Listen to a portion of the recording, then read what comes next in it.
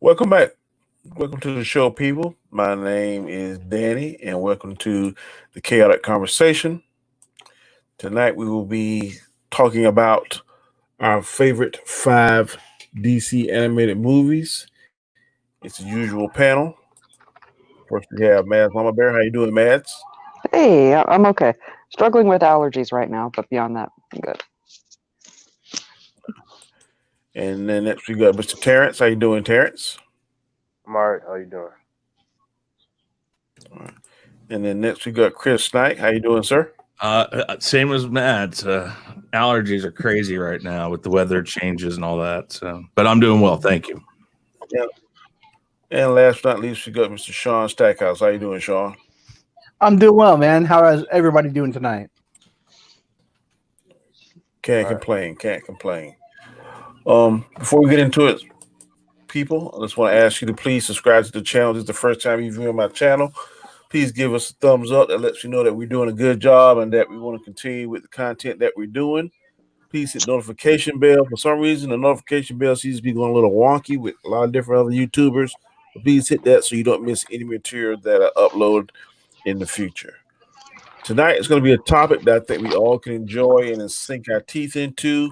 If you are a DC fan, if in particular if you are an animated DC fan, because a lot of people say that the DC animated properties are better than the actual live action. Some of them I can agree with you 100%. Not all, but some. There was one that just came out last week. Oh, It made my list, and that's all I'm going to say at this particular point. If you haven't seen it, it is fire. Now, some of you people, especially a lot of Marvel fanboys, are going to say that that movie stole from Endgame. Stole from Endgame.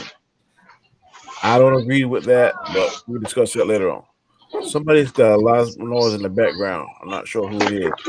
Sorry. All right. But let's see. Since she was the first one to join me tonight, I'm going to go ahead and let ladies go first. And we're going to start with Mads Mama Bear and see what her list consists of. Again, the category was top five DC animated movies. What are your top five? What are your favorite?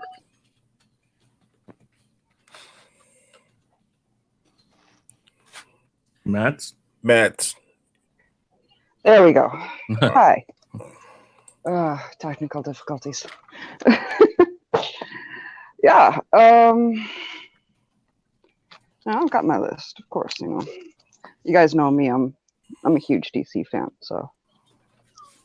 I've got a ton of honorable mentions, but we'll get to those later. Let's start with number 5, and I went way back for a lot of these. Number 5 for me is Superman, Batman, Public Enemies. Absolutely love them. All of these are ones I go back to over and over again. So while I did see the recent 2, I haven't had a chance to truly fall in love with them yet, so consider them honorable mentions as well. But Superman, Batman, Public Enemies, it showed us such a nice twist on how we normally see them, and it was refreshing for me. So that's one of the reasons why I do like it. And you got that iconic scene of, I'm not going to take my mask off. We don't know anybody, and Bruce is like, okay, lists off everybody's names. Yeah, that part was cool. I remember. Yeah. Number 4 for me, my list is all over the place, is there it is, Batman Assault on Arkham. It's where we get to see that Suicide Squad. And of the Suicide Squad, particularly the animated variations, this one is my favorite. I liked the combination of who they put together in the voice actors and the whole storyline. That was fire. I loved it. Number 3 for me, I debated on putting this as number 2, Being Straight.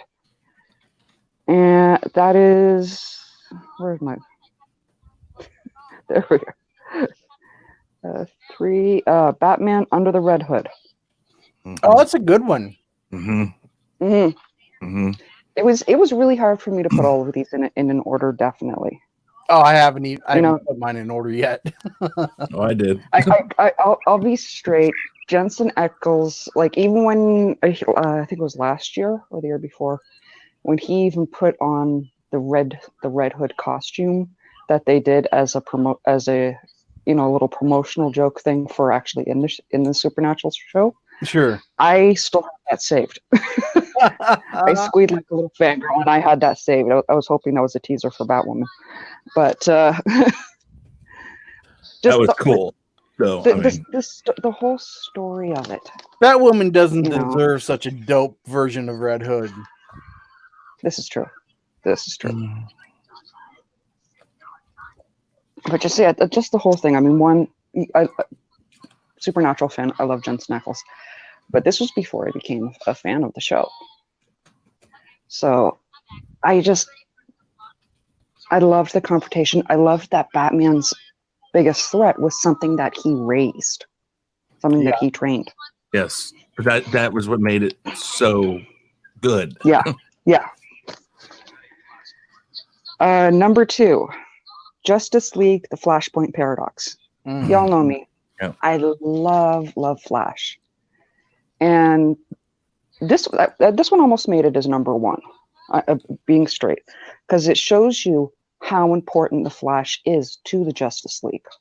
Yeah, I know, and I want to say something, but I can't because I don't know how many people have seen the new movie. But yeah, we'll dance around that. For me, because I keep going back to this one, because it shows us why it's necessary to have this one as a good guy. Justice League Doom. This one shows us exactly why it's necessary to have Batman on the side of good. That's your number 1? Yep. Because he is a frightening enemy. oh, he is. Yeah. Most definitely. Mhm. Most definitely. I'll just wait until we all done and we do the honorable mentions, because then that'll take. That's what I was going to do, Coach. All right. No worries. Okay. Next, we're gonna go Mr. Shaun Stackhouse. Okay, man. These are very, very hard to rank for me because I love these. Number 5 is probably going to be Batman Sub-Zero. I think that was released around 98 or so. It was still coming off of the animated series. Mm-hmm. And it had like a very detailed story arc of Mr. Freeze. And I thought that was done pretty well.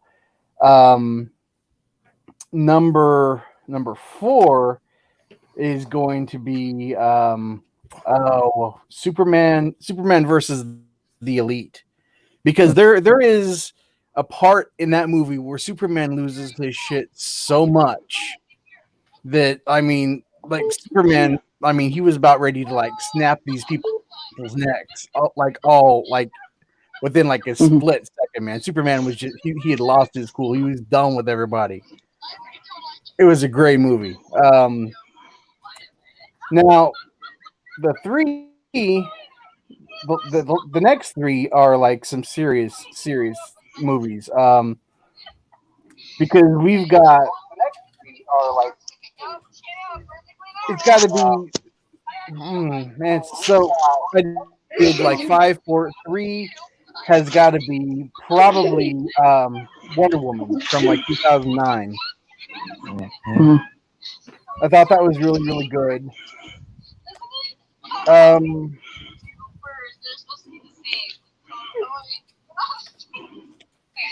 2, I would say Justice League Dark Apocalypse War. I mean, there's so many reasons that I want to talk about for that movie, but I'll wait until maybe the end to see how many people have. Which one was it? The new one that just came out, Justice League Dark Apocalypse. Oh yeah, I haven't seen that yet. I want to see it. And then number one for me is going to be tied. Two movies tied at one. It's going to be Superman, Batman, Apocalypse, because it's just amazing. Tied with Batman, Massacre Phantasm. Is that the new one though? Apocalypse? No, That's a different one. Yeah. Okay. Justice League Dark Apocalypse War is the new one.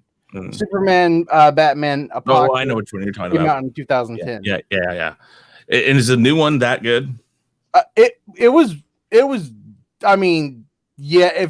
If let's just say if Justice League would have been like half as good, the DCU would be on a completely different trajectory right now.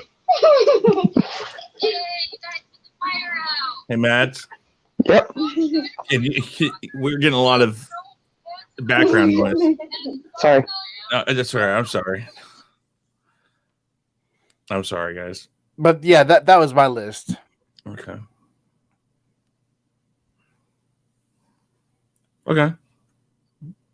Shaun, tell me your number one more time. I'm sorry. Oh, no problem. Two. He shoved two in there. Yeah, well, it was. I couldn't choose between these two. Is number one. It was Superman, Batman Apocalypse, and tied with Batman Massacre the Phantasm. They're both equally great in my opinion. Okay.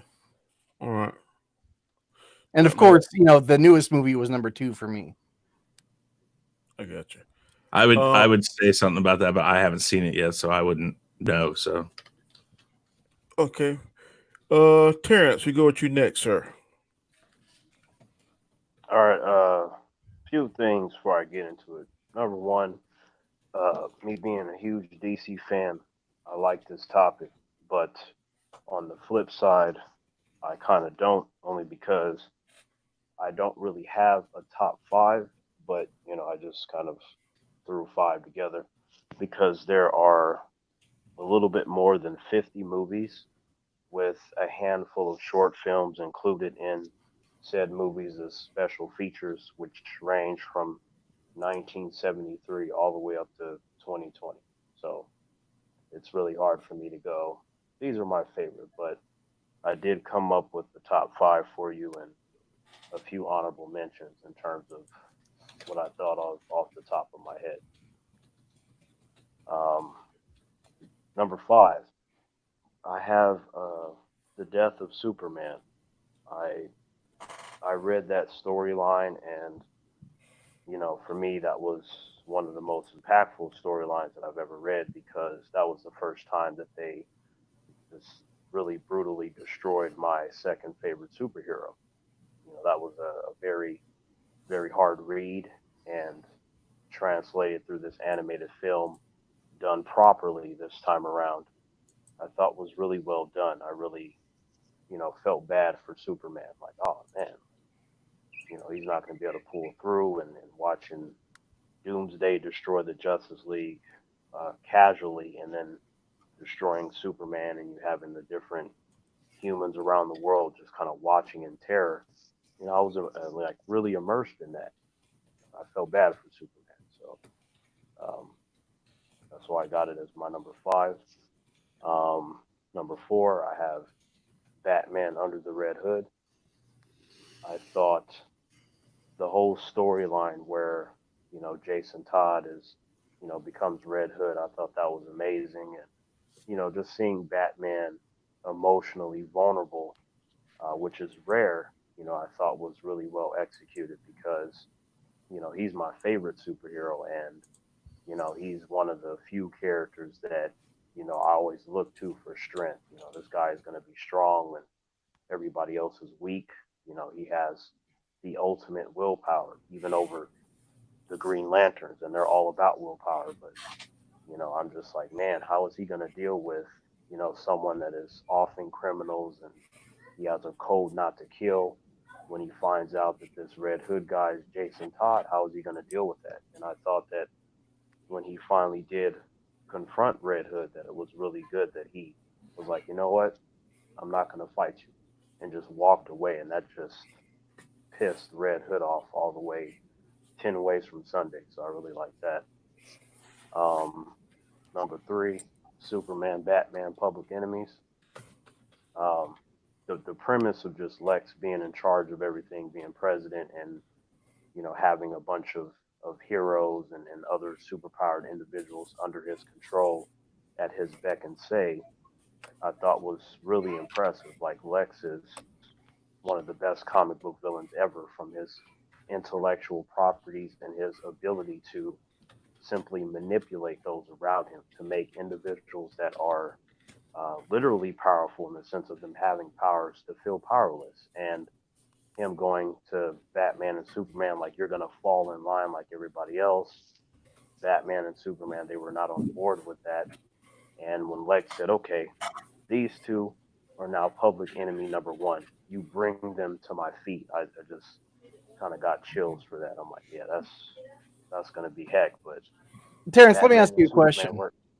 Mm. So, because I mean, you mentioned Batman, Superman, Public Enemy, and it reminds me of like the Lex Luthor of the era of Superman the animated series into Justice League and Justice League Unlimited. The really sure of himself, egotistical. It's going to be my way, or you're going to die, Lex Luthor. And like in the last few animated movies we've gotten, Lex has really become a sniveling little bitch. You know, um, Even like because once he joined the Justice League, you know, um, he kind of like had his spine ripped out of him, which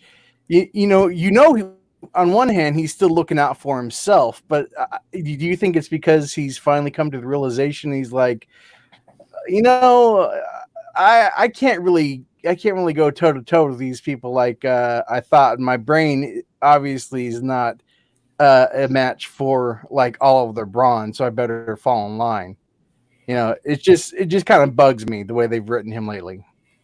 Um, no, the only Lex that I think was a bitch was the one in Batman v Superman. In terms Yes. of the ones in the animated films, it's not so much that he's a bitch as much as it is that, because Lex has been done since 1940, they've taken it upon themselves to show that he has other sides to him, meaning that he is able to show that he is vulnerable, and he doesn't care if you see that, but even while he's vulnerable, he's still calculating and figuring out how to get back at those that have placed themselves above him. In the case of the newer film, that being Mm. Darkseid and Batman, there's not really much that he can do outside of carefully planning as to not get caught. You have a strategic genius in Batman, and then you have a universal megalomaniac in Darkseid. So the only way that you can operate is low key. If you stick your chest out, they're going to kill you in 2 seconds flat. So Lex That's being a true. That's genius, he true. knows that. He wasn't So showing his weakness. He was just I guess he was making better choices. exactly, he, So he, he was yeah. making better choices. Like you cannot afford to be human. And what I mean is you just make emotional reactions that will get yourself and everybody killed. So that way you could somehow prove that you're tougher than somebody else, which will really amount to nothing. You're just going to die.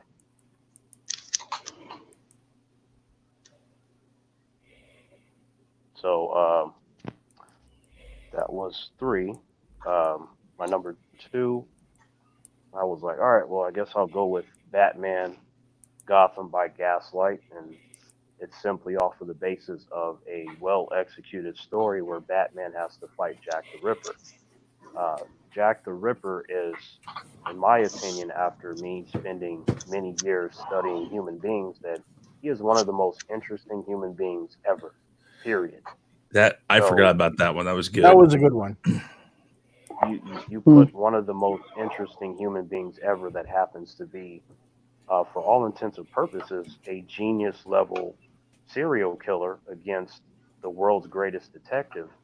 you have the workings of a brilliant storyline if it's executed properly, which I think they did. The mystery was there. We saw that Jack the Ripper was able to go toe to toe with Batman, which made the storyline all the more intense. This was not going to be someone that, once Batman catches up to him, Batman's just going to be able to punch him one time and he's done. It's like, oh no, like, what are you going to do if you have to literally fight this guy and you have to kill him because he's not going to let you just bring him in? And then when they made the reveal, man, when they made the reveal of who Jack the Ripper was like, oh shit, that makes sense. Yes. And the ending where they were fighting on the building and all the fire and everything, that's the kind of showdown that you would expect from two highly exceptional human beings. Yep. So I really like that. My number one, I came up with Justice League, the Flashpoint Paradox. I thought that the animated interpretation was very faithful to that particular comic book storyline. Now, the Flashpoint, specifically in regards to Barry, is only a handful of issues, but it does like span beyond that in terms of like showing you the consequences of Flashpoint. But that storyline centered around Barry, especially in the animated film, I thought was a good story. Not just to showcase the Flash's powers, but to show that sometimes superheroes make mistakes. And what I mean by that is they decide to be human, which means that they prioritize their own personal feelings over everybody else, which is the worst thing that you can do if you're supposed to be a superhero. You cannot afford to do that even one time because that can cost the lives of countless millions or billions, depending on who and what you're dealing with. So that's how you end up with Team Flash with Iris leading the team in like one of the seasons. Right. Well, yeah, on a joking scale, absolutely. Like, that I guess that would be that'd be a more irritating scenario, where you just have to simply tell someone to sit down and shut up, and then that would solve that in an instant. When she's like, "We are Flash," I'm like, I would have been like, "No, I am Flash." Yeah, that exactly right. Like if I were in his position and somebody were to say we are Terrance, I'd backhand the shit out of him on the spot. There is no we are Terrance. I'm Terrance. But yeah, so no, I get what you're saying, but it was just that nature of the storyline showcasing the consequences of just one thing. You think that, well, he's just gonna go save his mom. It should be fine. His heart's in the right place. That can't be too bad, right? Wrong. That's very bad because you're messing with the timeline. Something that the Avengers think is just okay to do. Okay. So then you get to near the end of the movie where you have one of the most precious moments, which is when someone who is evil, someone who's considered to be bad, when they let you know something that is absolutely 100% correct. Like the point that Reverse Flash made to Barry, like, instead of you like, stopping MLK from getting assassinated or, stopping baby Hitler or any number of things that you could have done to help humanity, you decided to be a selfish asshole and go back and save your mommy. Isn't this funny how the evil man has more common sense than you, who's supposed to be a superhero? See, if I do this kind of shit, it doesn't matter because I'm evil, right? But you shouldn't be doing this. This shouldn't even have been an option. And then at that moment, you see regret and pain wash over Barry Allen's face. It was a beautiful moment because the villain was right. Mm-hmm. So I just think it's a really well executed, powerful storyline that you need to be careful about everything that you do and everything that you think because there will always be some form of consequences. Okay, good deal. All right, Chris, it's your turn, sir. Yeah, okay. Number 5. Batman Year One. Yeah, I know. It just depends. But here's the thing. That's funny. I don't mind it so much. It's okay. It's got it. That's why it's number 5. There's better, but I like Batman a lot. I like a lot of the Batman animated stuff, and it's something that is a storyline that I wanted to see, and I still think it was done okay. I don't think it's the worst thing in the world, Shaun. No, it's not. It's definitely not like. I can't think of anything worse right now, but yeah. But I'll put it this way: I don't have the Killing Joke on here. No, I didn't have the Killing Joke on here either. No, I know, but you might have expected that from me. Okay, because I like that one too. It's not. I did not put. I like the Killing Joke. The Killing Joke wasn't long enough to make into a feature film. That's why it had a lot of fluff. Yes. Number 4, Justice League: The Flashpoint Paradox. Yes. I like that storyline. The Flash, I love the Flash. There's not enough Flash out there that I'm really happy with. I used to watch the 90s, or not 90s, was it late 80s, early 90s, Shaun? It was 90s. 90s. Yeah, I used to watch the Flash with my mom, and I really liked it. I really liked that, but I don't know. I haven't really been able to latch on to the CW stuff for one reason or another. The 90s Flash was the superior live action Flash for me. And I just No. Oh, I said for me. For me too. But I still am sitting here wanting to see. But I love the CW Flash, man. I can't say anything bad about it, especially since they brought John Wesley Shipp back twice as Dick Garrick and as Barry Allen from Earth 90. Yeah, and Grant Gustin is a great Flash. He is. I like it. I will always have a soft spot for John Wesley Shipp. I don't mind the new one. I just can't watch it long enough because of primarily the CGI stuff, the graphics and stuff. It just what are you talking about? I just feel like it's more B movie, and I wish they could put more money towards it. There might be a handful of episodes like every few seasons that have some really. Then I'm watching all of those, and it drives me nuts. Yeah. Blood work. That was awful. What his name? Blood work, I think it was. Yeah. CG of him was awful. The Grodd Flash. Some parts of it was like kind of. I must be catching all of that. Other than that, him and the runs with Reverse Flash and Zoom. It was tight. Them shit's on point. Well, like I said, also with my time schedule, I'm never able to keep a hold of storylines, so that's kind of a hard part for me too. So, I mean, I'm like I said, I don't talk bad about it. I haven't given it full effort. So, Terrance, which one was it that was? It wasn't Zoom. It was oh crap! Was it Zoom? The one that was dragging Barry's broken body through all of Central City. That was Savitar. Savitar. Yeah. So I mean, and that was tight, man. He was like Flash, like he literally paralyzed Barry Allen. He was like dragging him around by his neck throughout the entire city, and then went into like the police station, and like he held him up, and is like, and it all looked tight. It all looked tight. His introduction when he showed up with his blue lightning and the way he grabbed him and they ran up the buildings and stuff, that was some of the coolest stuff I've ever seen. That was a point where, because the budget for those shows is a specific amount for each season, and depending on how much CGI, or if there's going to be a CGI character that they're going to use and disperse the money. So that's why you get certain things that look better than others. Yeah. But it doesn't detract from the good that's in every single season. Well, it's a point to give you good stuff. What I've always said is, I just wish they put more towards it, because I do see how good it is. When I have watched it, it's those points that I'm like, okay, I've lost it now.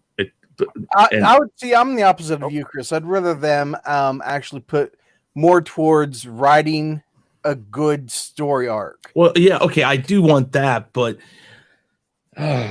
Okay, okay. Let me tell you this. This is not only limited to TV because there's a scene in Infinity War when Mark Ruffalo is inside of the Iron Man suit, and it looks bad. There's a spot where it looks like he's not in the suit, and that's a full blown MCU movie. So no, I'm not saying that way. doesn't happen. There's been lots of that stuff that happens. Yeah, I understand so that.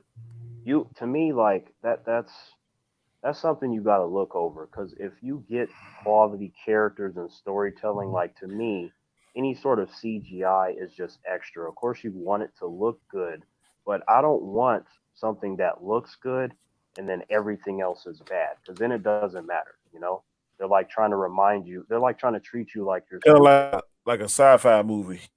Exactly. Sci-fi movie. It's like, hey, Sci- look at this. It looks good, but then you watch it and you realize there is no substance to what you're watching. Yep. All right, continue, Mr. Knight. Yeah.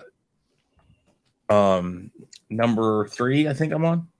Yeah, I just wanted to say, my main thing is I won't talk bad about the CW stuff really because, honest to God, I don't have enough time to watch it and stay with the storyline, which is hard to watch stuff and get piecemealed.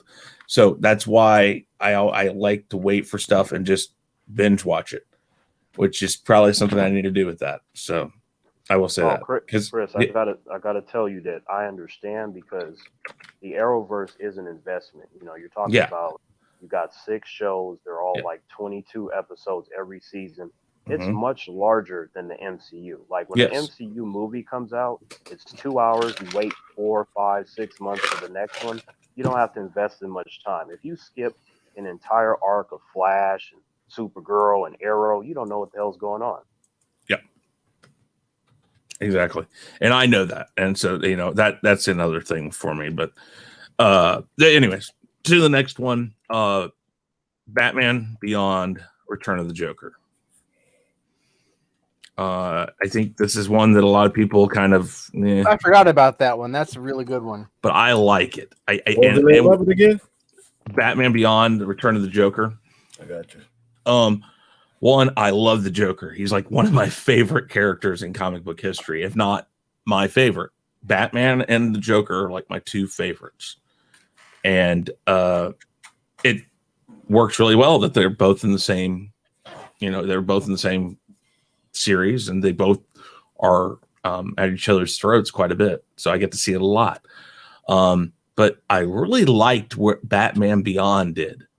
I liked the dynamic and the storyline behind it. I love Batman Beyond. That's why I pushed so hard for there to be a live action movie, man. I'd love to see that. And I think that I don't know. I like the grittiness, but the polished look of it. It's still gritty, but it's sleek gritty. And so when they came out with that movie, I was really, really looking forward to it, and I was not disappointed. I got what I wanted, you know, because Terry McGinnis is kind of snarky like Peter Parker. And that's different from how Bruce Wayne is. So even though he was technically a clone of Bruce Wayne. Exactly. That, yeah. And that's the thing, but he was different. I mean, and part of that is that he was quite a bit younger. So I don't remember if we've ever gotten anything where Bruce Wayne was really that not teenager, but, you know, that really young, still kind of childish. I mean, because the whole point of Batman Beyond is Bruce Wayne trying to mold McGinnis into what he is as he's learning that maybe he wasn't always right in his ways. Well, we did get a glimpse of that for 5 years on Gotham, which was really yes. Him being able to evolve into the Batman character. Yeah, that's true. And I mean, and I kind of, you know, I didn't mind how that happened. I know some people were Gotham fans, some weren't. I liked Gotham. So, number 2, Batman Under the Red Hood. Just, man, I don't know. I know a lot of people back and forth between this one and another one, which is my number one. I know a lot of people flip flop them, and it just depends on the day of the week sometimes. But man, I thought up until my number one, or when my number one is still number one, and it probably always will be. But when this one came out, I was like, "Oh, that makes it a hard choice," which is my number one of these films. But I don't know. I mean, just Say it. What, my number one? Yeah. I will here in a second. Just, that they focus on the Jason Todd story arc and where it goes, and just it's very good. I really like that movie. Number one, Shaun, you probably know what it is. Massacre Phantasm. Exactly. Good man. I would love to say It's that what started it all, man. it is, Started it all. and I cannot get over how well that movie was. I mean, when you've got a movie that went to the theaters and did well, that's animated and it's Batman, I'm sorry, it's really hard to knock that from number one. And the story, man. Oh, it was great. Jesus. And it still holds up, man. It still holds up. It just, I can barely remember it. dude. I still have the VHS of that. Don't say it out too loud. Oh, I will. Chris and I are connoisseurs of vintage things like VHS tapes, cassette tapes, reel-to-reel tapes, LPs. Yeah, We'll scream it from the rooftops. Yeah, I love it. I love old media, and if I can play it like that, I will. I mean, I have it on digital, so I'll watch it on digital before I have somewhere here. I have a VHS player, but man, when I remember when that came out, I think still to this day, I will have to say it's the best Batman movie I've ever seen. Yeah. Okay. I mean, I like the live action stuff. There's, I really like Batman '89, but man, Mask of the Phantasm was like. Well, I mean, there is an argument to be made there because a lot of people say that Kevin Conroy is the best Batman. Well, that's what I'm saying. Or animation, and so since that was a theatrical release, man, that could go in the running of the best Batman movies of all time. Yeah, and Kevin Conroy, man, damn, just it just doesn't get any better than Kevin Conroy for me, man. No, like all of the other actors that have played Batman since, it's his voice. There's something about it. Yeah. And I think we've said it before when we've talked about best Batman, how the Batmans in the cinema, in the film versions of Batmans, how a lot of them do Batman really well, but it just don't seem to catch that Bruce Wayne part. And don't skip over Ben Affleck. He's the only actor to do maybe, but I don't know. Ben Affleck. No. Think about how he did Bruce Wayne, and then think about how he did Batman. They're completely different. They are not. They are. Yeah, he's right. And then he puts but on a but mask. even but now I can't remember his name. God, Dark Knight series. Bale. Christian Bale. Christian Bale at times played that playboy really well. Like when he's in the pool out front of his restaurant, or when they say, he's like, well, I just bought the restaurant or whatever, when he says that's kind of like it. But I loved how Conroy does it. You can tell the difference. And yes, it's just voice acting, but the way he changes it is that example that you gave of Christian Bale. That is an example of, like, I liked him as Batman, but he played Bruce Wayne better than Batman. Ben Affleck played both really well. I'm not saying he didn't, but I still think Kevin Conroy trumps it all.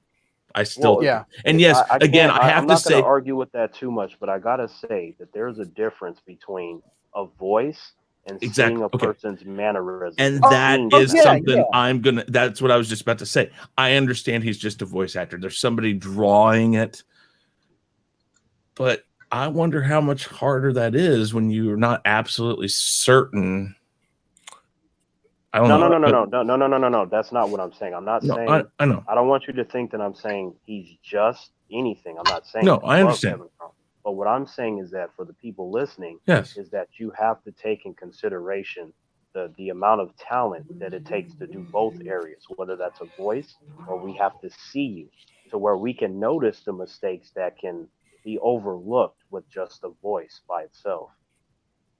yeah, no, and Yeah, like for example, like if Batwoman was like, an old like 20s radio show, and we wouldn't have to see all this garbage, we'd only have to listen to it. It'd probably be great.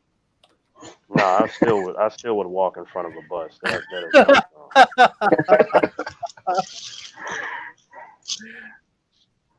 yeah, but so that,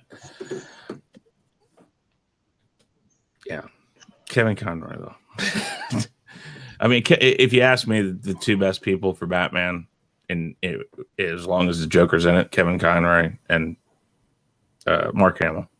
Absolutely. When they ask the first thing they ask when they're called to do it is, "Hey, is Kevin in? That or is Mark in?" That's what I've heard from both of them. In interviews, they'll say the first thing I'll ask is Mark in it? And if the other's in it, they're almost guaranteed to do it. And how many times have they both said, "No, I'm done." I mean, they keep coming back, and mostly because of each other. And I mean, I don't know. They're a dynamic duo. If they announce tomorrow that they're gonna Kevin Conroy and Mark Hamill, like, we're gonna play these characters in live action for this special thing, that'd be cool. That'd be like the coolest thing ever. That'd be interesting. Be on board with that. Wow. Like I said, it's nothing but respect, but I also want people to acknowledge all the talent, not just one area. You're right, Terrance. Yeah. I said I like Ben Affleck, and I wish we would have gotten more of him. I really wish we would have.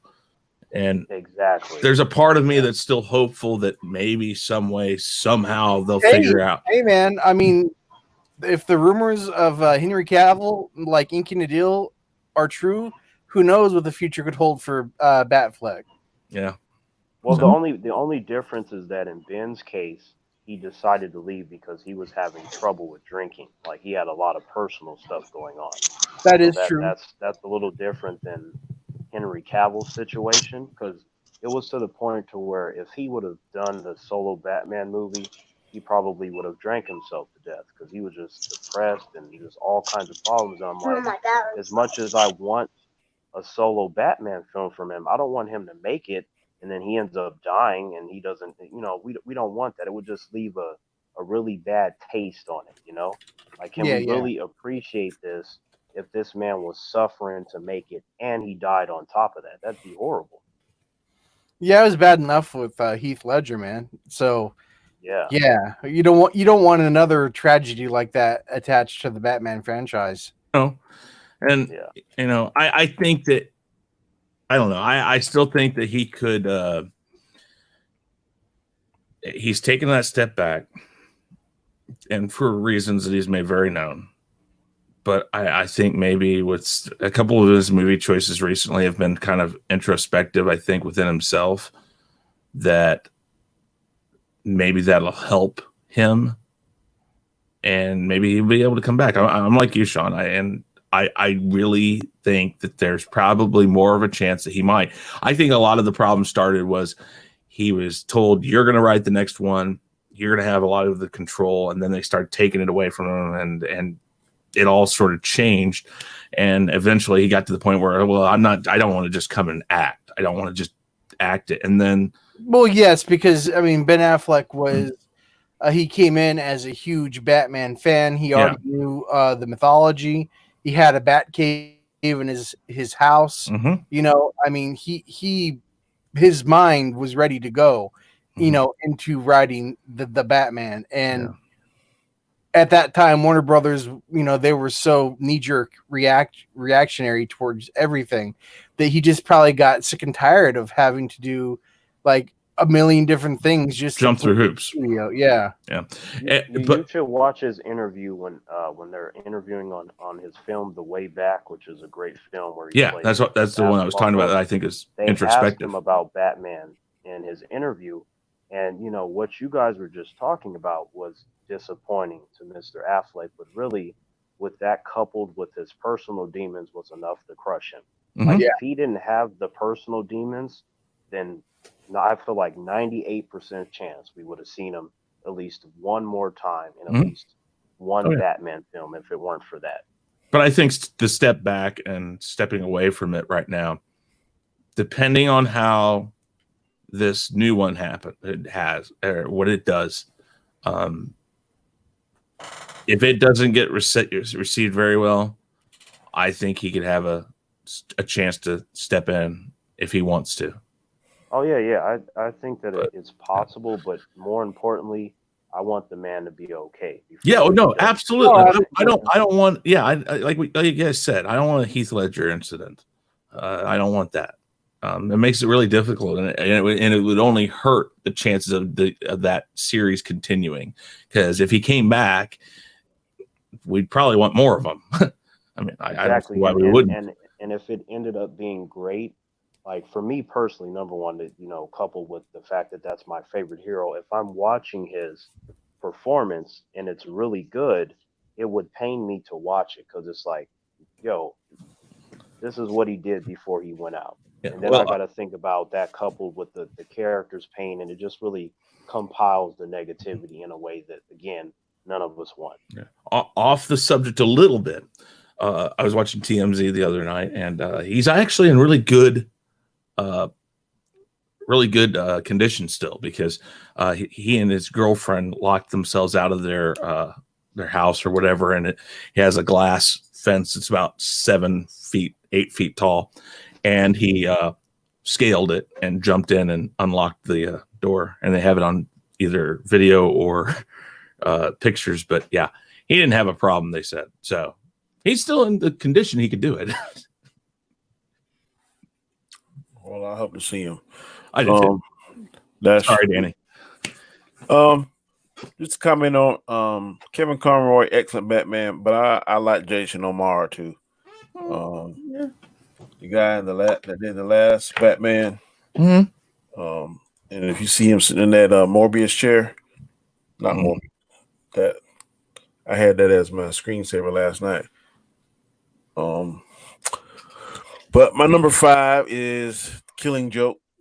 I love the whole movie. I liked it. I just some people hate the way it ended. I love the way it ended. Oh no. Oh, the ending was perfect. Yes. The beginning is really the problem. When Batman laughed, I was like, that's kind of evil right there. Yeah. Those two teaming up, I'd be like, oh, that's why people better keep their eyes on the Batman Who Laughs. Oh, I don't know when or if they're ever going to bring that to the big screen. Oh, but that is going to terrify some people. That is crazy stuff. So just keep that thought in mind. Mm-hmm. My number 4 was Superman versus Shazam. Okay. Yeah.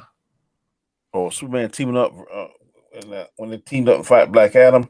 If they could actually replicate that scene in a live action movie with Cavill, Johnson, and Zachary Levi, that would be so cool. Yeah. That's exactly what Dwayne Johnson is pushing for right now. Yeah. Oh, dude, that'd be awesome. I just wish they would do something with Zachary Levi's suit, man, because those two guys are buff. You need to do something. Zachary Levi needs to use this downtime to buff the fuck up. Yeah. Yeah, I think when we see him again, he'll look different. I think. I hope so. I did not care for that suit. It just looked too cartoonsy to me. Especially when he did the spell and made all of them.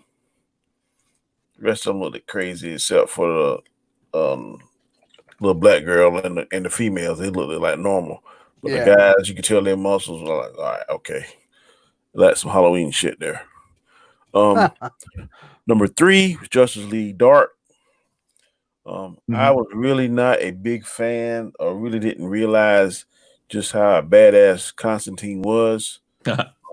Which is this the one It's from a the few first years ago? Yeah, the first one. Okay, cool. Justice League Dark, where people are seeing demons everywhere, Yeah. and Batman enlists Constantine and I can't think of the other girl's name. Zatanna and Zatanna. Zatanna, the Dead Man, and I think it was somebody else. And his friend Richie kind of double crossed him. Yeah. I just recently watched that because when I saw that Justice League Apocalypse War was coming out, I wanted to make sure that I could remember seeing it, and I re-rented it and saw it and refreshed my memory that I had already seen it. So after seeing that, yeah, that's number 3. Now, number 2, I have 2 movies because they're both equal to me. The first one is Flashpoint, and the second one is Doom. So they're my number 2s. I agree. I think what Matt said earlier, when Batman devises a way to neutralize all the Justice League, the primary Justice League core members' powers, that lets you know that he is not to be toyed with. Yeah. Or messed with. Yeah. Definitely. Flashpoint, I like when it went back and it showed Bruce Wayne's daddy becoming Batman instead of Bruce Wayne. I think Thomas Wayne may be more of a badass Batman than Batman is. He's more brutal. Yeah, he's vicious. I think he's more aggressive. Is really the difference. Yeah, because I'm not mistaken, Bat and the Son did a Thomas Wayne Batman versus Killmonger. I don't know if any of you seen it.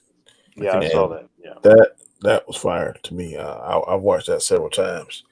Oh yeah, they did a great job. In fact, I no longer have to picture in my mind what live action Thomas Wayne would look like, because thanks to Bat and the Sun, I'm like, that's exactly how you do that to a T.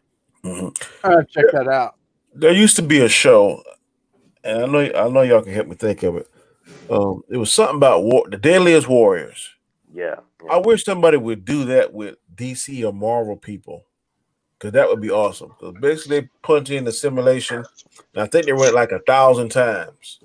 There actually is a few YouTube channels that do that. Well, I mean, I think on the scale that you're talking about, that would be really expensive. Like if you want to have a full detail one. No. That show, The Deadliest War, they would run each one of those simulations like 1,000 times in that computer, whatever that computer was. Right.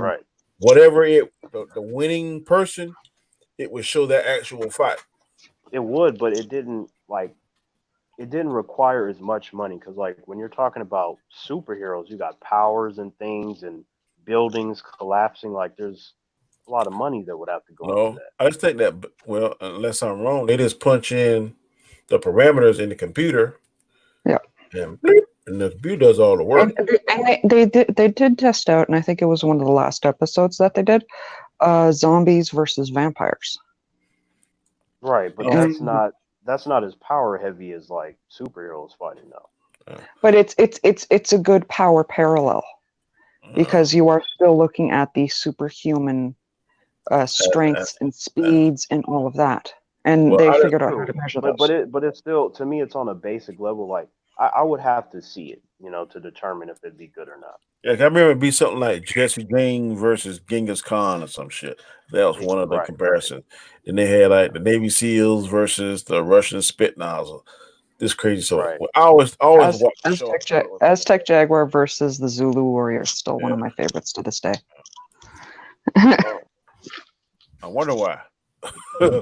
They got canceled because the last season they were botching a lot of the facts and information, so they lost their credibility. Yeah.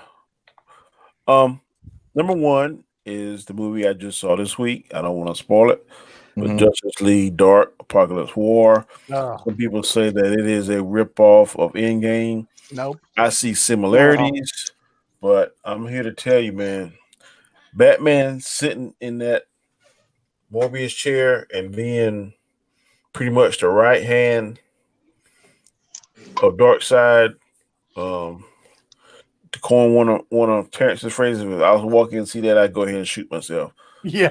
There ain't no contingency No.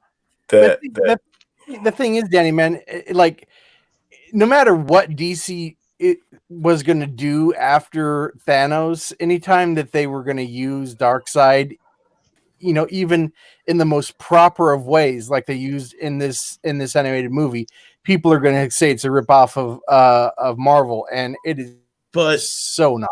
Marvel. And Sean, how many a lot of times their have we stuff had came that after. conversation? How many Oh times yeah, have you're we right, had Derek. that You're right. conversation that Sean, haven't we had that conversation about Marvel dick writers taking credit away from DC? Oh, Yep. it's a copy, or it's not as good.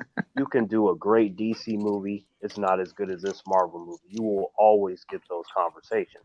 And a lot of these humans don't realize that Marvel actually took a lot of shit from DC. That's what I Yep. was saying. People don't know about And it. the fact is, DC came up with it first, and Marvel just twisted it. Darkseid would like break Thanos' back like over his knee, man, and it would be Thanos is a over. on Darkseid. Shit, Thanos would become a good guy just by seeing Darkseid. He'd be like, That's damn, true, my too. agenda is all fucked up. I want to be a good guy. Yeah. we had this discussion this last night. Well, I ain't gonna get back into it. But I'm gonna say one of my honorable mentions, 'cause I had about 4, was Batman versus Dracula. Oh yeah. Mm-hmm. I thought that was really cool. I'm always drawn to vampire stories, and I was like, damn, how the hell would Batman cope with the Dracula? And of course, they're short, and it was very good. So that's one of my honorable mentions. Yeah. It was kind of cool because Dracula was actually thinking that Batman was trying to show him respect by dressing like him. Yeah. And also, let's not forget that Batman himself was a vampire as well, which is beyond cheating. That he has extra strength and speed. So Yeah.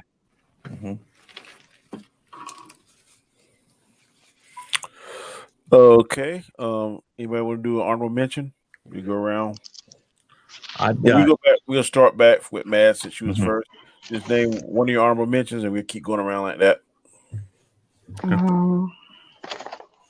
Yeah, I'm gonna go with one of the first ones that I listed, Superman versus the Elite, and for the exact reasons. Most of the movie was a little flat for me, but that scene where Superman just lets loose, I love that, and the fact he managed to do that and not have anyone actually get hurt was beautiful. It was scary and beautiful at the same time. So that's why. Yeah, that's what I was talking about earlier. Yeah, he just like crazy. Exactly. Shaun, what's your honorable mention? Justice League versus the Fatal Five. It's tied directly into the DCAU. Like all the original voices pretty much came back and reprised their roles. And I mean, it was like the animation was like it was right back from the Justice League cartoons. Terrance, you get an honorable mention? are we just naming just the one, or are We're gonna keep going around, but everybody's gonna just name one until we come to the end. Yeah, I guess the first one would be Justice League Dark Apocalypse War.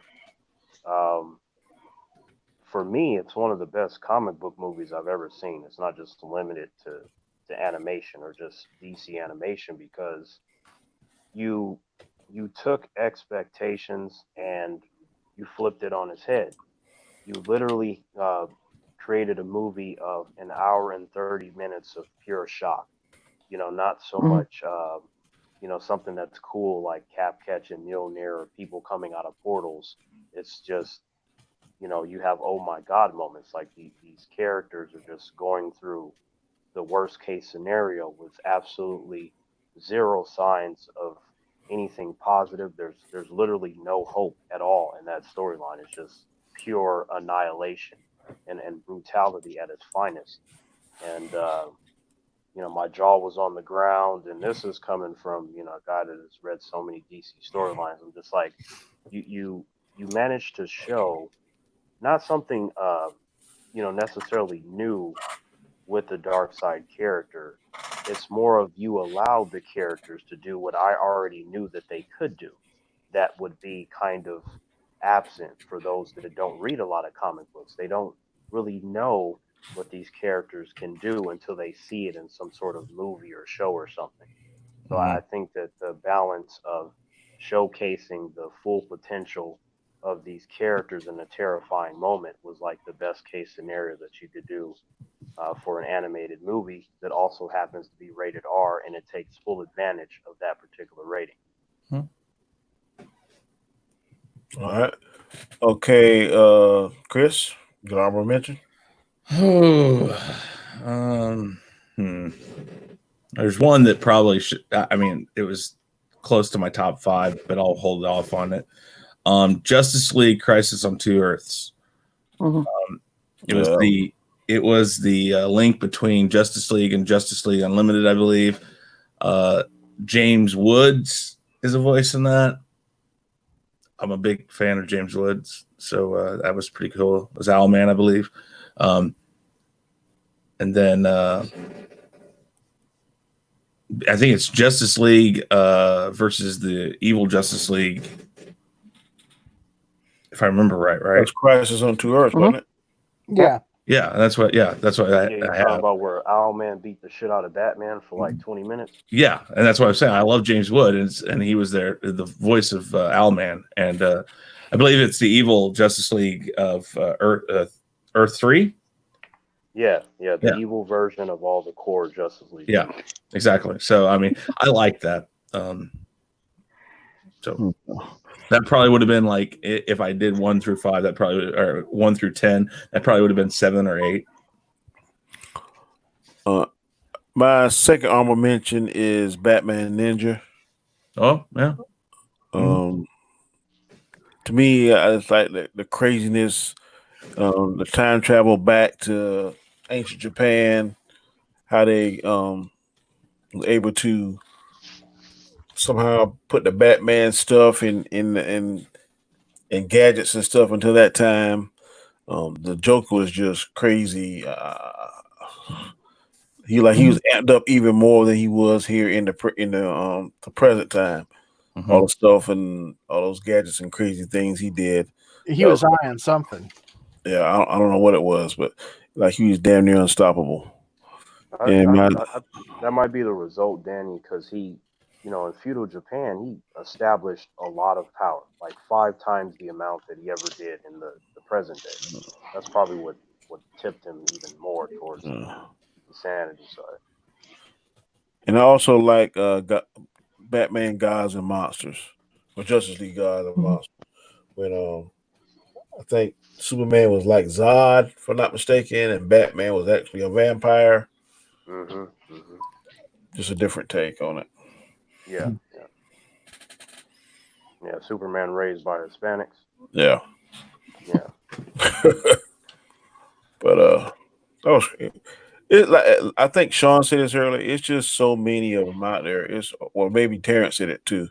I can't think of them. Some of the ones that y'all brought up, I barely remembered. So DC animated division is leaps and bounds ahead of Marvel.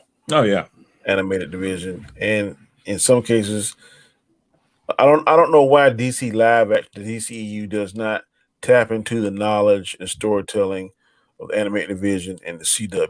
I know. To this day, it blows my mind. If you could like make a hybrid out of the CW stuff and the DCAU stuff, and make it over into your live action universe, then man, you've got lightning in a bottle right there.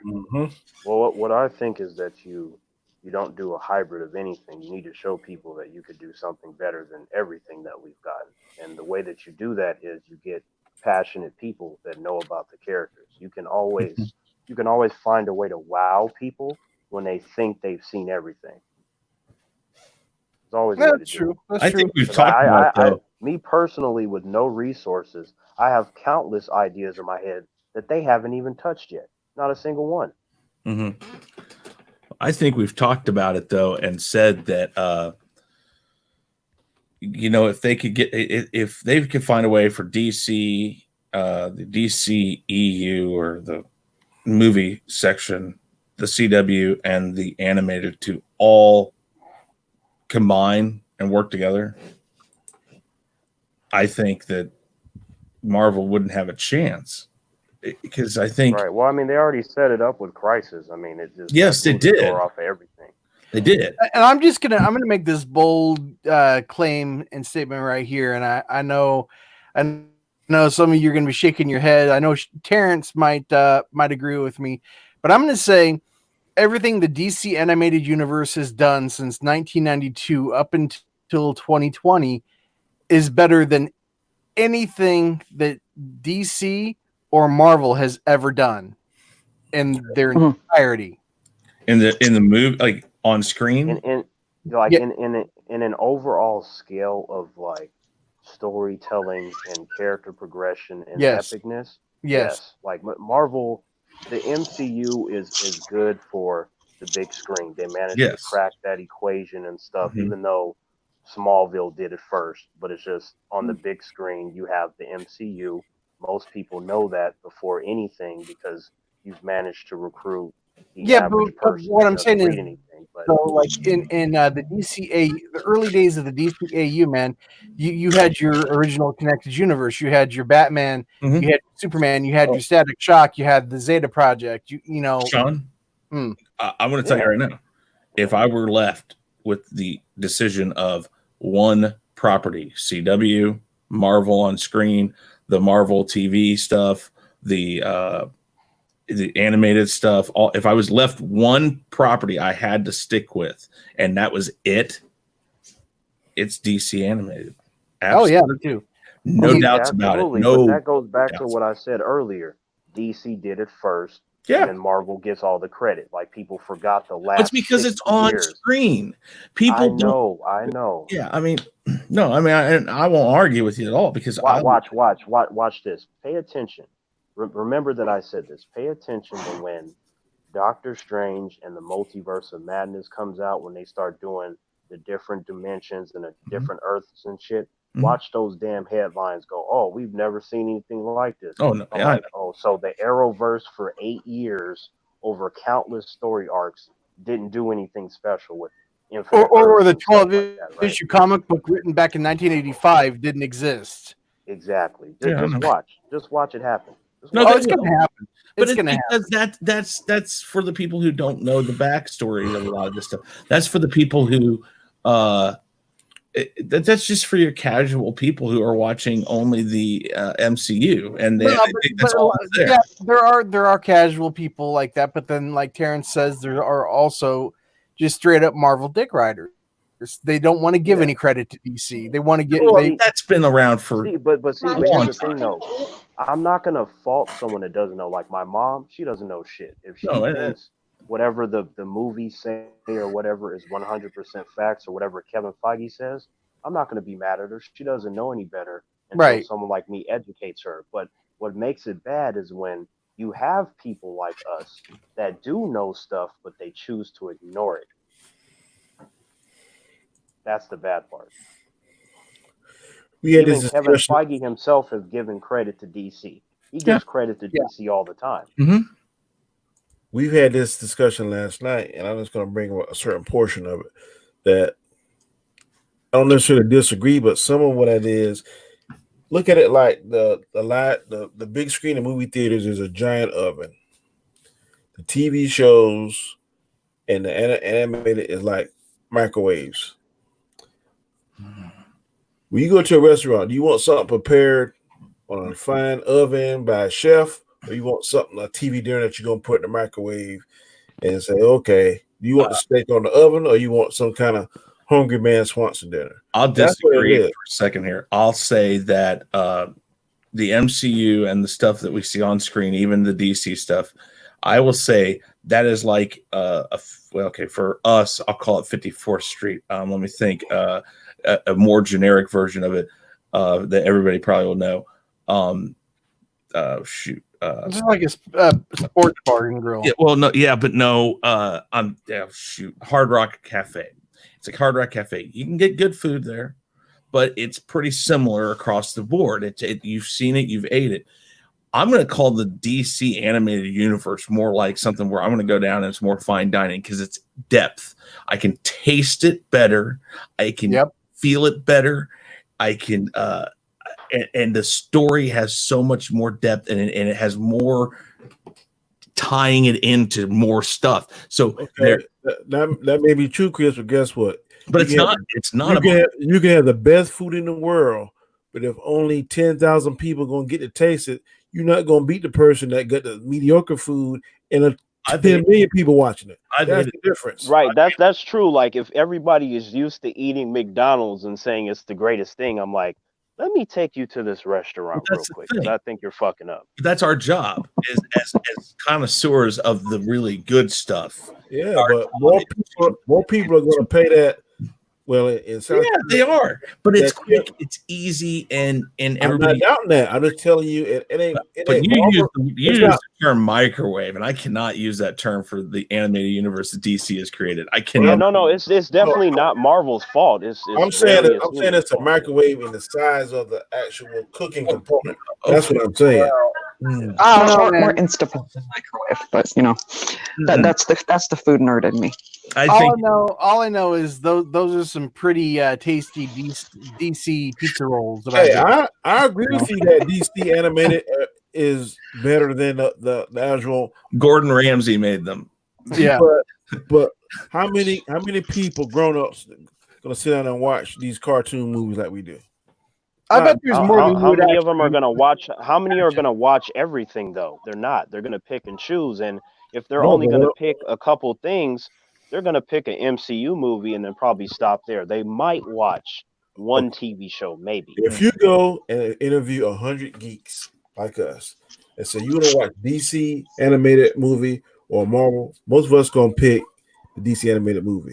If you go ask 100 casual people, adult moviegoers, you want to watch this Marvel movie of Captain whoever, we're going to watch this cartoon of Superman and Batman, who do you think they're going to choose? Well, I already know they're going to pick the MCU. We all know that. Or DCU or Sony or Fox or whoever else superhero. They're going to pick that because most people equate cartoons and not having good content, the average person. But the people that read books and understand that stereotype that's dying out pretty quickly, man. I'm telling you, nobody. Yeah, because there are some animated movies that be crushing it at the box office. You got adults going to see Toy Story. Hell, I was one of them. I got my fucking Woody and Buzz shirt on right now. So yeah, so that's something that can happen. I just think that it takes consistent content to where humans can, they have to like it, is what it is. It's not so much that it's good or bad, but you have to get most people going, yeah, I want to watch the next one that comes out, whatever it is. I mean, how much money did Frozen 2 make? I mean, it was like over $1 billion. Man, I would have to become a thief to ever come close to that box office. Right? Mm-hmm. Yep. Let it go in the little ice and snow, man. All right. Are we going to get to our second ones? Go ahead. Mads, you're next. Yeah. I'm split between two of them. I'm going to go with Justice League versus Teen Titans. Ooh. I liked it. The different take on the Teen Titans than what we grew up, or I can't even say grew up in my case, but what we saw previously. You get to see the Blue Beetle, actually get to know Beast Boy as who he actually is, and see a different side of Raven. I like that. Plus, throwing Nightwing into it in older Starfire, yeah, that's awesome for me. I've said it so many times over the years. You see too much of Robin and not enough of Nightwing. I agree. And definitely. Did you happen to see Apocalypse War, Mads? Yes, I did. Speaking of Raven, I like how they handled Raven in that. Oh, that was beautiful. They I did- can't lie. I did see it coming a little bit before they actually did it, Yeah. but still, that was beautiful. They did Damien, man. Damien, oof. Oh Yeah. man. Yeah, every member of the Batman family is great. Every single one of them. Yeah. Okay, go ahead. Your number. You got another one, Shaun? Yeah, it would have to be Flashpoint Paradox, man. And I mean, that is one of my top 6, 7 movies, man, easily. And you know, without giving too much away, Flashpoint Paradox ties right back into the last movie, and it's the way they did that, you know. And I was like, oh shit, okay, I see what they're gonna do. They're gonna do this, and then it just goes dark. Good deal. Terrance, you got another one? Yeah. I guess I'll go with Superman Red Sun. I I read forgot all that about that. storyline, and I thought it was great. I like the idea of Superman working with Joseph Stalin. You know, Joseph Stalin on his own without Superman killed more than like 40 million people, like most of which were his own for various reasons. But you add the godfather of all superheroes next to him, how do you process that? What do you do? How are you going to win? What are you going to do? Because now you have a superhero or a superpower individual on your side, and you have someone that has actual power within the world that they are on. So I just really like how that played That's out. true. But But didn't he smoke him? he did end up killing him, but that was after he had already done a lot of horrible things for Yeah, him. I got you. Yeah. All right, Chris, you got another one? Yes, I got 3 more, but I mean, I'm Go basically ahead, okay with shoot them off. what? I said, go ahead and shoot them off. Okay, Justice League Doom, great adaptation of the comic book storyline, and it explored the darkest secrets and weaknesses of the Justice League, and man, it really makes you think. You know, Batman thinks of it all. He tries to do that. All-Star Superman. Mhm. I liked that one. And then Justice League: The New Frontier. It's Elseworlds. That was pretty cool. That was like the Oh. JLA type of I Yeah. don't think I remember that one. Well, they fight dinosaurs. I don't know. It's Elseworlds, and I don't think that there's enough to say. There's not enough said for the Elseworlds stuff that's out there. That's one of the reasons why I like the new Joker movie. It's not the Joker, but it is. And it's just that contemplative side of things that the Elseworlds is what I think Marvel is hoping What If is. I know that the Joker is this critically acclaimed movie and man of people. You're breaking up, Danny. Can you hear We can kind of hear you, but you're breaking up. Go ahead and try. that? Yeah. So I realized. No, I think it's your internet connection because you're breaking up and kind of pixelating a little bit.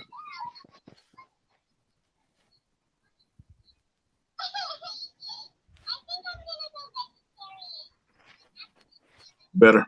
Yeah. Much. I think that the Joker's going to kind of put himself in a corner because Batman in that world wouldn't work. Maybe not. Maybe. I don't know. We haven't gone there yet. We don't know if we're going. How is he going to develop? Because the Joker that I knew had some kind of background in art. He was he had a chemist background for chemistry. He could fight and have some kind of this guy here, man. He was pretty much an idiot. Well, but we don't know that the spark we see and the attention he's getting near the end, that we don't know if he won't become that. Again, If you get a middle, how are you gonna make Well, I mean that's not Wait. that's not. I mean, we could do what ifs all day. All we Yeah, can I do mean, is we talk just about don't know what where we that's saw. going yet. Yeah. Well, it's But not I going to go understand what you're saying. anywhere. It's a one shot movie. Perhaps. I don't know. I've heard lots of different things. I don't know. Yeah, I'm not Well, saying it's I heard from Todd Phillips and Warner Brothers that it's a one shot movie. So until I they heard tell us that. otherwise, then I heard that, and then I've also kind of heard that there's things that have been said that they might do a sequel, but they but said is it's a one-off. is that from Warner Brothers or Todd Phillips, or is that from That- Bobby Totem across the street? No, that was actually again. This is stupid, and it's always what people say, but it's from an unconfirmed source from within Warner Brothers, supposedly. Oh, But so you heard it from Grace Randolph? no, Yeah, God, yeah. no. See, no. What the See, hell are that you doesn't. talking about? Okay. How about Crazy this? people, stop, Sean. Shut Okay, how that about mouth of this? yours. How about this? Maybe tomorrow when we wake up, Warner Brothers can go, well, we changed their mind. But Well, until okay, then, yeah, I'm that's not what we saying got. it's going to happen. I'm just saying that yeah. Well, but I don't. we don't know. I mean, and again, Warner Brothers and the DC universe has been so erratic that they can't seem to keep a straight course. I mean, if there was a cop behind the DC, movie universe, they would have pulled him over 5 movies ago, saying, "Yo, you need to keep it in line." It may not be as erratic as you're implying because let's look at what they've done. Okay, the DCEU, they did a Joker movie. Okay, they do animated movies. Okay, we don't necessarily know all the time what movie is coming next, but it's not too erratic to where we can't have discussions about it. It's not that erratic. Well, but It's Terrence, just I it's think just he's it's talking just about like specifically the live action Yeah, that's where I'm DC. going. I think they're more random than they are erratic. That's all I'm gonna say. I don't know. There are a couple times. Isn't erratic a synonym of random? Hmm? Isn't erratic a synonym of random? Yeah, it is technically. Erratic There comes are a across couple more times, violent. man. There are Erratic is more to me. Erratic seems to be more chaos, is what I'm saying. Yes. So a random is like there's no sense of direction all the time. So Birds where of you Prey. think you might get that, Oh and yeah, you get something Birds of else. Prey Yeah. was Where was Birds of Prey trying to go? Where was and then Exactly. why I don't mind why I don't mind Suicide Squad. I mean, come on, how did that fit? Because that was all supposed to fit together somehow, and it just doesn't. Okay, That's first erratic. of all, like if you're gonna bring up Suicide Squad, they explained in the movie where that was going. That was directly a cause of Superman problems that they wanted to figure out how to deal with him. That's why they put fine. that group together. But it still comes across as kind of erratic. I mean, the change And of why was it Justice erratic League. though? Because the movie itself is sloppy, not so much the existence of the movie itself. Well, I'm not talking about the existence. I'm talking about Warner Brothers. Right, Warner but that Brothers is and something from Warner DC. Brothers, I'm right? talking about the writer and the director, Deborah Chow, I think her name is. Like first big film. She gets this big budget Hollywood But film. why did she get Margot that Robbie goes gets all this back to- power over? I mean, You know. Margot Right, Robbie, I don't right. think it's horrible. I just think that the problem is that when you give somebody like that too much power, it screws with stuff. Yeah, Stay in your lane. That should have been. I wouldn't have made the movie like that, but I can say that I found it to be entertaining. That's all. It was all right. I mean, I just I mean, it wasn't horrible, man. I mean, it wasn't the worst thing in the world. It wasn't like Captain Marvel, but I'm and just it talking. It wasn't Catwoman either. So oh god, talking about Warner Brothers. I think needs to control some of this stuff, and they're the ones making the final decision on some of this stuff. Warner Brothers needs to find a way to stay in their lane, and I don't mean that in a bad way. They have the power to make this an awesome universe that fits with the CW stuff. They do control everything. They're just risk takers. They would have made because as soon as they take a risk and it doesn't work, they're like, oh, wait, let's stop it. But that's what comes with taking a risk. When you take a risk, sometimes you don't always plan it out, and then you try to redirect your path. The redirection is 180. That's not all the time. Sometimes if you're in an entanglement, you end up spinning all the way around, and then you figure out what you're going to do, and then you go in a certain direction. Once you have certain kinds of guidance that is guided by passion. One thing I will say is if Birds of Prey came out during, say, the time that Snyder was still at Warner Brothers. Warner Brothers would have had another knee-jerk reaction and changed course yet again due to the like polarization of the reception of Birds of Prey. I have to give Warner Brothers credit, in this case for not doing that. They're just, doubling down and moving forward with their next Exactly. project. But Sean, I can tell you this though, Sean. I think if Zack Snyder would have made a Birds of Prey movie, I guarantee you we would have got a better movie out of Birds of Prey. Oh yeah, I don't disagree with you at all. But that's what Sean, you just said what I have always said. Instead of the reversal, double down. Because I'm not going to say that not all was lost because Justice League turned out the way it did. And they literally put the brakes on stuff. And then they said, we're going to go forward with Wonder Woman and Aquaman. But the Superman and Batman are in limbo. Well, if you're going to go forward with the other ones, you got to stay forward with Superman. I keep on wanting to say Spider-Man. I don't know why. I'm driving myself nuts. You got to go forward with Superman, with Cavill, which, like Sean said, seems to be what they're going to do. And you got to go forward with Ben Affleck. But they made multiple strikes though. Look at how many strikes they had. Strike 1 is Batman v Superman. Strike 2 is Suicide Squad. Strike 3 is Justice League. And egregious that you can't go forward. But in the cases of, sorry. Okay. I know, I'm just saying. But Warner Brothers made this knee-jerk reaction that it wasn't working. It wasn't going to go. They couldn't fix it. They could have. That's my personal opinion. I just think my opinion is that you just need to have passionate people and people that know these characters to tell you what to do. That's all you need. They have those passionate people within their ranks. Well, here's the thing though. And Affleck was a passionate person what they do. They basically pushed him out. Yes, but the DCEU does not only revolve around Batman. You're talking about a tiny piece of the puzzle. But that's is not it good not enough. It has to be the whole thing. They could have cleaned up the mess because they would have take the appearance of Batman v Superman. If they take Batman v Superman, then follow up with Suicide Squad when they had the appearance of Batman catching Deadshot. They should immediately come out with a Batman movie starring Ben Affleck, and I believe that would strengthen and connect those three movies. I agree. That is exactly what I would have done coming in after they've already started. I'd have been like, that scene where you have Deadshot and Batman, at this point, the next movie should be a Batman movie. That's exactly what I would have went with. That's what I'm saying. Just because they messed up in places, I just think that Warner Brothers, and I've said this, ask Sean, I've always said this, the DC movie universe, they have everything they need to wipe the floor with Marvel. No, they don't. They don't. Why? There's no reason why they don't have a Kevin Feige. Well, that's fine. Here's the thing. You have to look.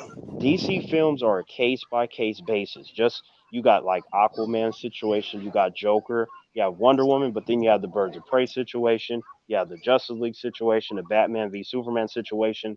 There needs to be some form of consistency in terms of people liking your stuff, which means that you need someone like Kevin Feige. And what I mean by that is just someone that is passionate and has a direction of where they want these characters to go. It doesn't mean that you have to do, every single solo movie for every character, because DC characters are more well known than Marvel. But what you do have to do is no matter what you make, you have to make it really good.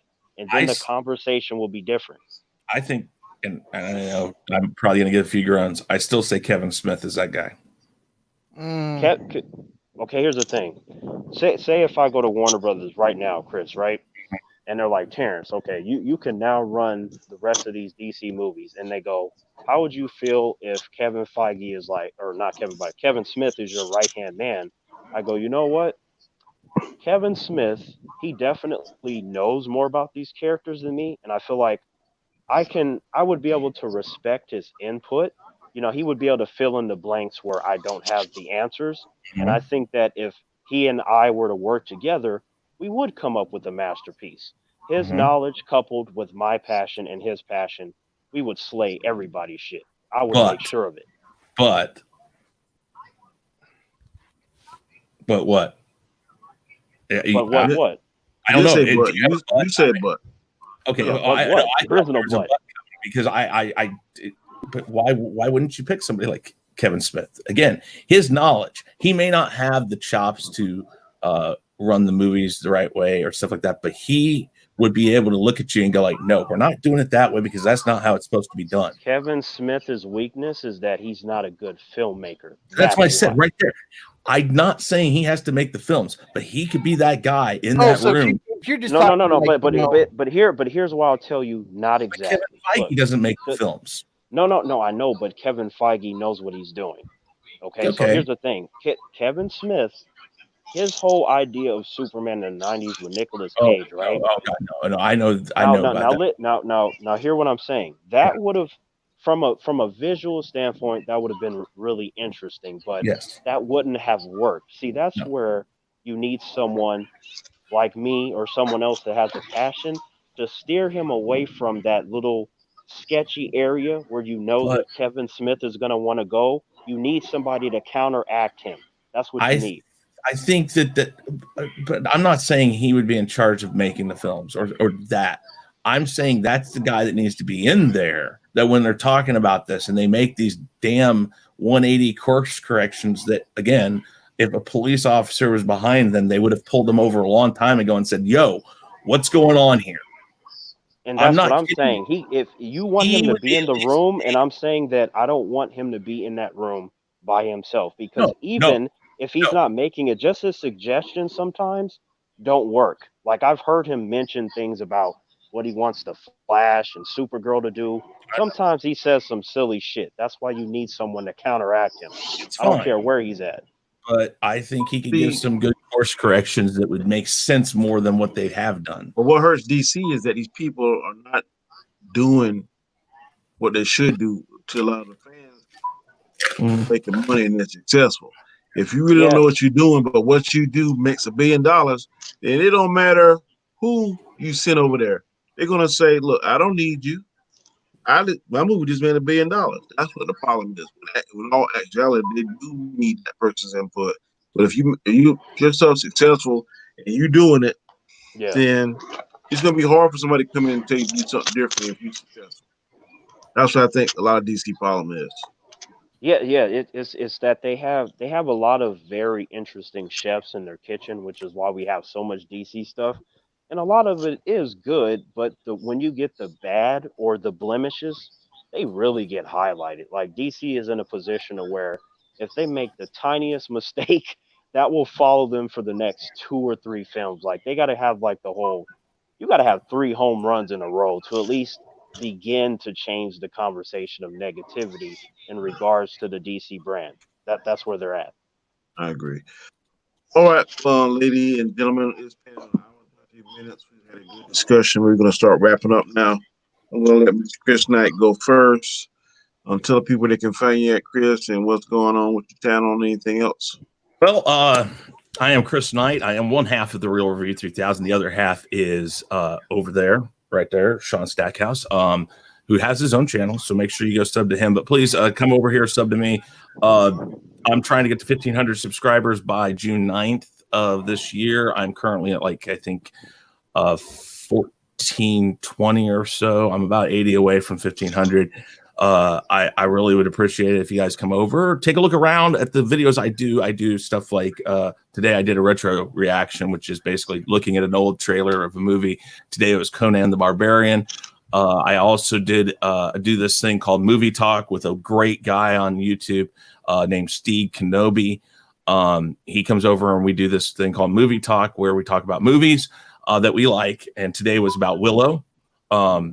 So we basically break down the movie and we talk about the good stuff, the bad stuff, whatever.